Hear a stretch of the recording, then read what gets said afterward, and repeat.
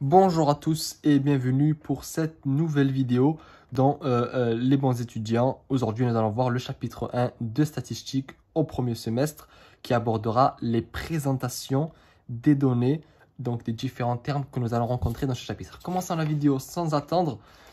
On va tout d'abord voir le concept de base en statistique. On parle de population pour désigner un ensemble et on parle d'individus pour nommer les éléments de cet ensemble. Donc là, je vous ai mis une liste des différents termes qu'on peut et qu'on va rencontrer durant ce chapitre. Individu ou unité statistique, population, caractère, modalité, classe, effectif, fréquence, fréquence cumulée, fonction de répartition. Dans cette vidéo, nous allons voir ces différents termes. Et pour les fréquences cumulées et fonction de répartition, je vous ferai une vidéo juste après pour vous les expliquer. Alors, pour la population et ou bien une unité statistique, la population contient des éléments que l'on peut dénombrer. Précision, les individus ou unités statistiques qui composent la population peuvent être des êtres humains ou encore des objets. Alors, pourquoi cette précision et pourquoi je l'ai surligné? Parce que souvent, la forme des examens, c'est des QCM. Et parfois, pour faire une petite question un peu de cours, la question c'est est-ce que en statistique, on étudie toujours des êtres humains? Donc la réponse c'est oui ou non, ou bien parfois il y a des propositions animaux, etc. Et il faut pas oublier que ça peut être des objets. Donc on peut étudier par exemple les appartements et comme caractère leur nombre de pièces, ou bien si c'est un appartement ou si c'est une maison. Donc il faut faire attention à ça. Caractère statistique et modalité. Donc là, nous allons avoir les deux termes importants de ce chapitre, qui est le caractère et les modalités. Pour décrire une population, on repère et on classe les individus en sous-ensembles, appelés caractères.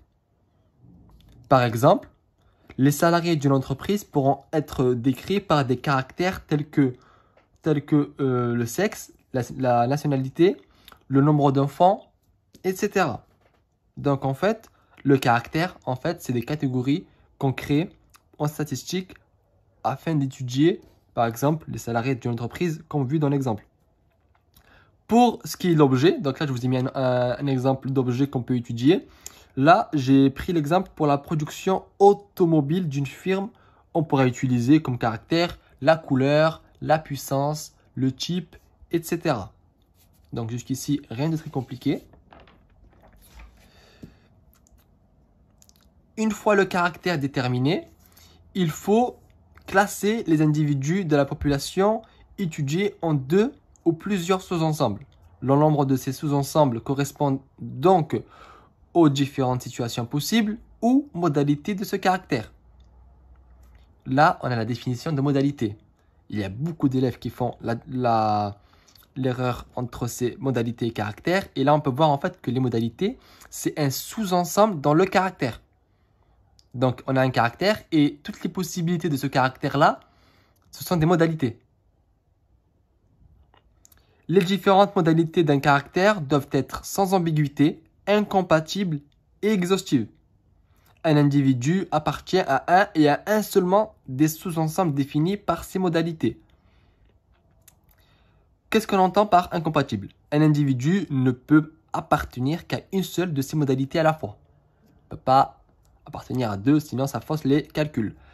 Exhaustif. On doit prévoir toutes les situations possibles. Il ne faut pas qu'on oublie une situation, sinon aussi ça va créer dans le tableau une incohérence. Si des individus ne répondent pas ou ne sont pas concernés par une des catégories, il nous reste, si on a par exemple un échantillon de 80 personnes, que 60 trouvent leur catégorie, mais que 20 se disent qu'il n'y a aucune catégorie qui leur correspond, on va être mal. Sans ambiguïté. On ne doit pas faire d'erreur de classement. Donc, il faut prévoir une modalité divers ou non déclarée. Comme ça, au moins, ça évite toute erreur. Là, je vous ai mis un exemple de tableau et de comment on peut construire un tableau. Donc là, on peut voir deux caractères étudiés. On étudie à la fois le sexe et l'état matrimonial. Donc, si on veut dire, la question c'est quels sont les deux caractères étudiés dans ce tableau, vous dites le sexe et l'état matrimonial. Maintenant, si on vous pose la question, quelles sont les modalités? Alors, pour le sexe, les modalités, c'est soit homme, soit femme. Donc ça c'est des sous-catégories, c'est des sous-ensembles du caractère sexe. Et si on vous demande les modalités du caractère état matrimonial, vous dites qu'ils sont en nombre de 5, mariés, célibataires, pacsés, veufs ou divorcés. Donc là, les modalités, les caractères. Et je vous ai quand même défini effectif, même si je pense que nombre d'entre vous, vous connaissez ce qu'est un effectif, mais vaut mieux le revoir. Donc l'effectif, c'est le nombre d'individus présentant chaque modalité a pour nom effectif. Donc par exemple, ici, j'ai entouré ce 10-là. Ça veut dire que 10 hommes sont mariés. 10 hommes sur les 50 interrogés sont mariés. Et en fait, ce 10-là, on appelle son nombre effectif, tout simplement. Les différents types de caractères et de variables statistiques.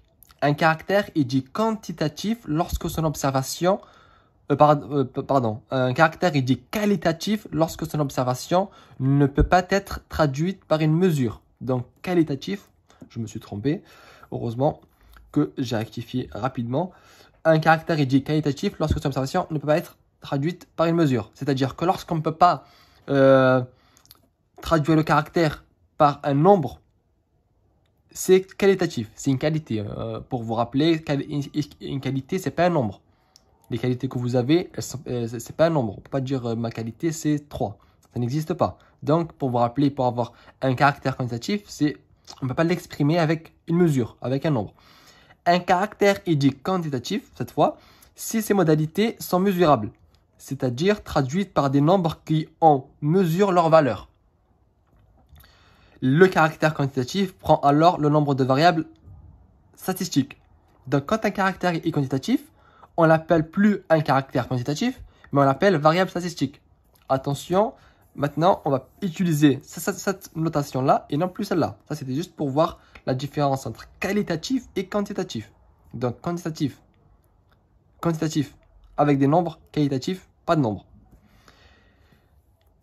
Les variables statistiques sont de deux types, discrète ou continue. Donc là, nous allons voir qu'est-ce que discret, qu'est-ce que continu. Et en fait, vous allez voir que c'est pas très compliqué. Une variable statistique est discrète lorsqu'elle est mesurée par des nombres isolés. Donc, isolé, c'est discret. Ça rime. Exemple, le nombre d'enfants par ménage. Le nombre de pièces d'un appartement. On est d'accord que le nombre d'enfants par ménage ne peut pas être de 1,5, de 2,5 ou 1,83 ou 6,3. C'est soit 1, soit 2, soit 0, soit 1, soit 2, soit 3, soit 4, soit 5. C'est des nombres qui sont prédéfinis et qui sont isolés. C'est pareil pour le nombre de pièces d'un appartement. On ne peut pas avoir 3,5 pièces dans un appartement.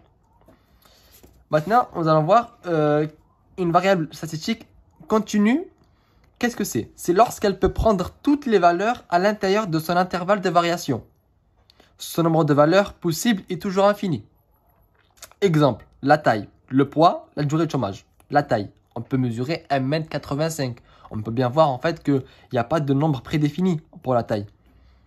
Parce que on peut mesurer, si on s'intéresse au millième près, etc., il y a des nombres infinis qui peuvent prendre la taille. On peut avoir une taille avec des nombres infinis. 1,83 m, 1,888 m.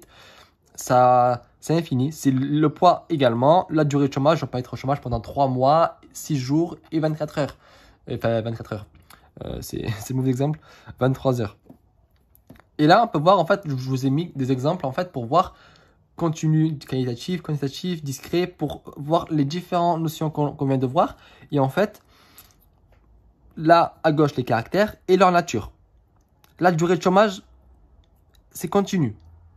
On vient de le voir juste ici. Et je vous ai expliqué pourquoi. La taille également. Le nombre d'enfants, c'est discret. Année de naissance, discret.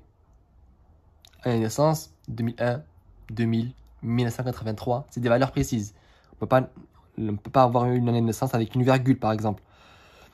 État matrimonial. C'est qualitatif. C'est pas un nombre. Donc, c'est qualitatif. Le sexe, également. On ne peut pas avoir un sexe de 6. C'est soit homme, soit femme, soit autre. Mais en tout cas, c'est pas un nombre. La taille, c'est quantitatif. C'est un nombre. La durée de chômage, également. C'est 2 mois, 3 mois, 1 an, en journée, etc. Donc, c'est la fin de cette vidéo.